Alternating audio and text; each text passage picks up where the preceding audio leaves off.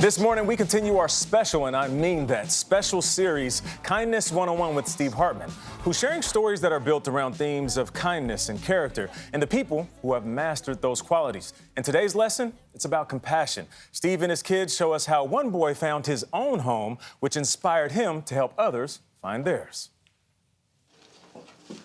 Good morning. I'm here with my daughter, Meryl. Hi. And she's going to help me teach a lesson about compassion. What is compassion?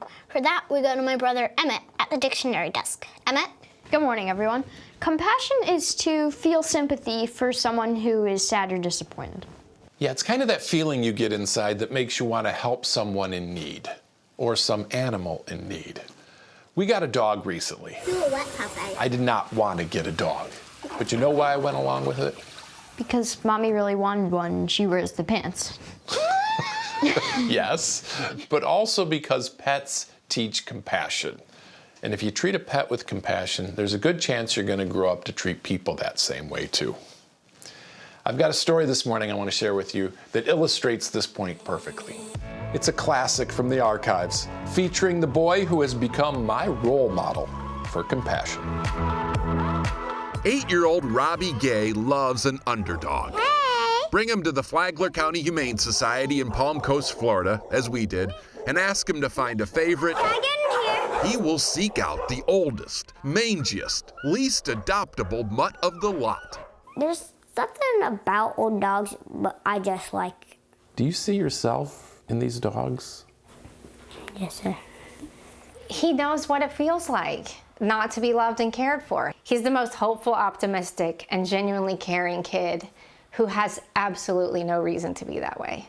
Robbie's adoptive mom, Maria, says before he entered the foster system, Robbie was a holy terror. So badly abused, he was twice hospitalized with brain injuries. Then, 2 years ago, Maria and her husband Charles adopted him. It was just a good day. What did that day mean to you? Everything. He has come a long way, except in this one respect. Maria says he could not cry, despite the horrors of his past, or maybe because of them. The kid was a stone. Then, one day, one of his old dogs, Buffy, had to be put down. He insisted on holding her till the very end, perhaps because he knew it was the release he needed.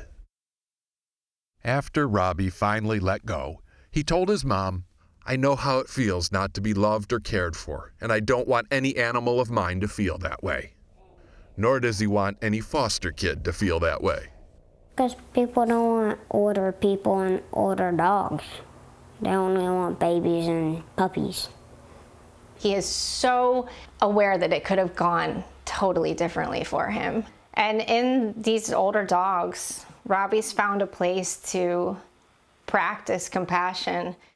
Someday, Robbie wants to adopt older foster children himself. Go up and knock on the door. But until then, to show his commitment and do what he can, he has vowed to adopt as many old dogs as his parents will allow. Do you love her? Today, it's a lame, snaggletooth Shih Tzu named Molly.